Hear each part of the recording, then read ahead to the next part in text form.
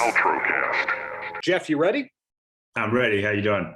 Jeff, I'm good because I'm speaking with you and I have so much to ask you, but let's start with the plugs here. Hartbeat Weekend is back. How long did you have to keep that a secret for? Well, it's not a secret anymore. I know, but sometimes when you have something so big like this, that's more than just one event. It's a real huge experience that spans music, comedy, all sorts of entertainment. You have to figure that took months to plan, at least. Yeah, no, it was, we started planning last year, but to your point, you know, to converge music, comedy, Pool parties, film, pool parties, nighttime parties. So it was a lot. It was 100%. It was definitely a lot. But we've been planning since last year, and everything came together really well this weekend. And it's happening Resorts World Vegas, which, in my opinion, the best food court in Vegas is that location that they have there. All the Michelin-starred Asian fast food restaurants. Did that play into the factor of you and or the Hartbeat team choosing that hotel? Yeah, one of the reasons we chose that hotel, to your point, is that we wanted to create an experience where people didn't have to leave the venue. So, obviously they have three different hotels there on site, but then to your point, the mall, but then the restaurant, the food row, everything's there. So you really, once you got there, it was 110 degrees in Vegas, right? So you really didn't need to leave. Everything that you needed was literally right there on the campus. Totally. Well, can I start off with a compliment here, Jeff? Yes, sir. Okay. Your credits are amazing, but more importantly, you break the stereotype that comedy development people are not funny. That's true, because I'm not a comedian. I'm not a comedian.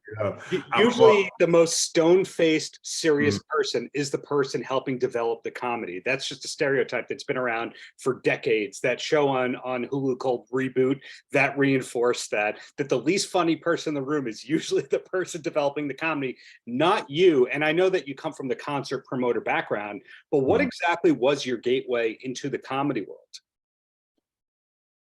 You said my entry to the comedy world? Yeah.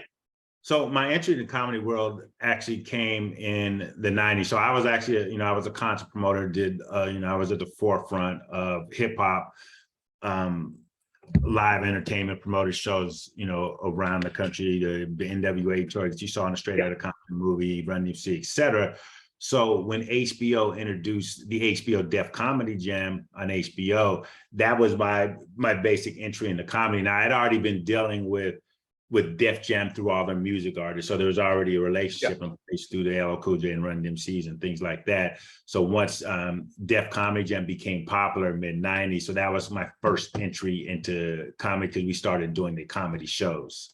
So it was just kind of a natural evolution out of the music, but also because of the relationship that I had in place with Def Jam. With the Def Comedy Jam that you worked on, did any of that work entail collaborating with Alonzo Hamburger Jones? I did work with, I worked with Hamburger Jones. It's funny you bring him up. I know I used to wear the cowboy hat. Yeah, I worked with Alonzo. So I was back there and literally at the beginning of that Def Comedy Jam. So I worked with a lot of guys back then. And when you mentioned working with N.W.A, now I've had the pleasure of interviewing Arabian Prince, and I love my nerdy N.W.A history, which the Straight Outta Compton movie totally ignores. Like the fact that there was Donovan Dirt Biker Smith in the background. Was he somebody that you ever encountered in your N.W.A days? No, the interesting thing about those guys is that, you saw the movie, right? Yeah. So the thing about it is, Eric, Eazy-E, he was really the front person. So I only really dealt with Eazy and Jerry Heller. That's really, I knew the guys, you had the conscious hang up, but I really only dealt with Eazy. Was really the one that was running the business and moving everything. Yeah, Jerry Heller, that movie didn't put him in the greatest light ever, but let's face it, would rap look like what it looks like today without Jerry Heller's intervention? Pros and cons to that, right? Yeah, exactly. Well, the thing is, so here's the thing, this is my story. Like, I don't have anything negative to say about Jerry. Jerry did right by me, is because I was a young promoter right out of college, and I I did the first N.W.A dates before they broke, when they just had a 12-inch. So like I did them in Oakland and a bunch of places on the West Coast. Yeah. So when they blew up off the Straight Outta Compton album, Easy and Jerry called me and said, hey, do you want to take the tour? Now, at that time, I'm like 26, 27. So obviously to promote a major national tour, you need millions and millions of dollars. Yeah. So I said, I don't have that. I would love to do it, but I don't have that kind of funding or backing, because I was still like small independent to do a whole tour. So they said, okay, we'll get back to you. So I didn't hear back from them for probably like, because, you know, obviously there was no internet, there's no emails, there's no texts. So I didn't hear back for like 3 or 4 weeks, right? And they came back and said, hey, Jeff, we're going to give you 20% of the tour. You're going to be the co-promoter across the whole tour, and you don't have to put up any money. So that's what I say. I have nothing bad. They did right by me, and they put me on the tour, gave me a piece of tour, because I was there at the beginning when they first broke. Wow. Most people, the rest of their life, they would be using that as their tagline to get them into places. But looking at everything that you've accomplished, the Def Jam tour with Hartbeat, and Hartbeat still pushes the ball forward. And by that, I mean, Hartbeat Weekend is such a massive undertaking. Yet I've got the feeling that the team's already talking about the next Hartbeat Weekend and 6 projects ahead. Am I wrong about that? Yeah, 100% right. No, as soon as we download, we're already in planning. This one I need to get ahead of. Like we were probably like 4 or 5 months up, but we need to be 12 months out on the planning on it, because it's such a big undertaking. Got it. So when you were juggling so many projects that are not necessarily connected beyond the company brand name, how is this all getting done? Who else is on the team? Is it a big calendar to do checklist kind of team over there? No, it's a team. I mean, you know, you cannot pull something up like this off without a team. So we have various team members doing different things, you know, handling music, logistics, VIPs, even the booking, but also even working with Resort World, we were able to tap into their extended team, like marketing and things like that. So they were very, very collaborative and helpful to kind of expand. We had a core team of probably about 10 people working on it, but then when you factor in Resort World, there's probably another 20 or 30 that we were tapped into that were actually helping this along the way. Got it. So this is the next big event. Any idea, and I'm not asking what it is, but any idea when the next big announcement is coming from you and team? Is it 2 months from now? The next big announcement? Yeah, I have a figure. I'm guessing 30 days. I'll tell you, to be in 30 days. Behind the screen that you're looking at me on, is there a calendar, like a wall thing that's listing all the blueprints? Yes. Yeah, it's on my computer though. It's literally on my computer. My vision board's on my computer.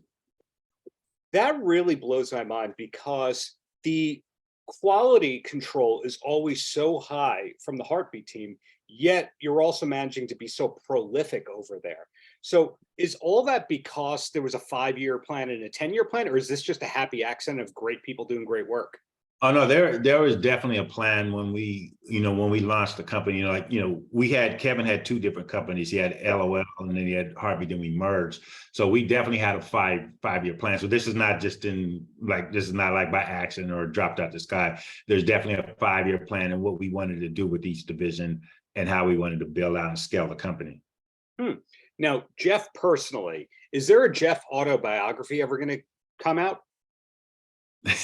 It's funny. I've been approached by a number of people. I think at some point I'll probably do a book on the business. I mean, you can call it autobiography, but because I literally have transferred each decade from hip hop to and there's a lot of anecdotes and stories. So I've been approached about it, but when you're in it and doing it, you can't stop. It's hard to stop and do that, but it probably at some point would do something.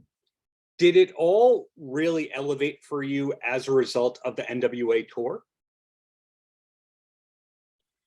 No, only because here's the thing is that I was at the beginning of kind of the hip hop, right? So I can give you the N.W.A success story, but I also have the Run DMC tour success story. I have the LL Cool J tour success story. I have the Public Enemy, because I promoted actually all of those tours.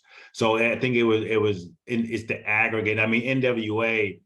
At the time was, obviously that was a huge tour, but I think it was a combination of all of that, that really kind of elevated me on the in terms of the live business. But it was just really understanding, it was groups from the Isley Brothers and Ready for the World that I used to work with too.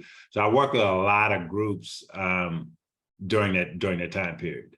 My nerdy self-indulgent question related to that is, I'm dialing in from Long Beach, Long Island, New York, which is where the co-founder of Def Jam, Rick Rubin, grew up.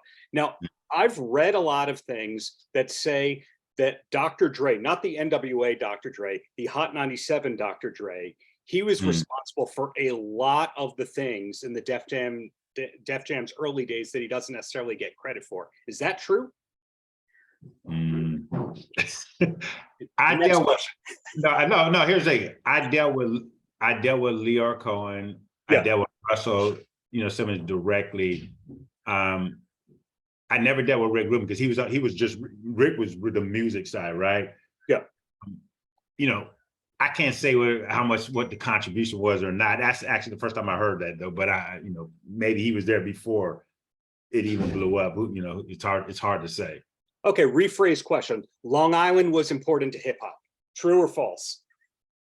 Long Island wasn't part of what? What was an important part of hip hop's roots and early days, to say the least, right? Long Island, everyone says Brooklyn and Bronx. No one talks about Long Island. And you just said Public Enemy.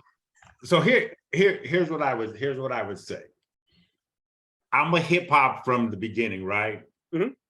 But I'm also West Coast. That's a New York debate. So if you wanted to ask me what happened on the West Coast, I could tell you, but the whole New York debate, I'll leave that for the New Yorkers.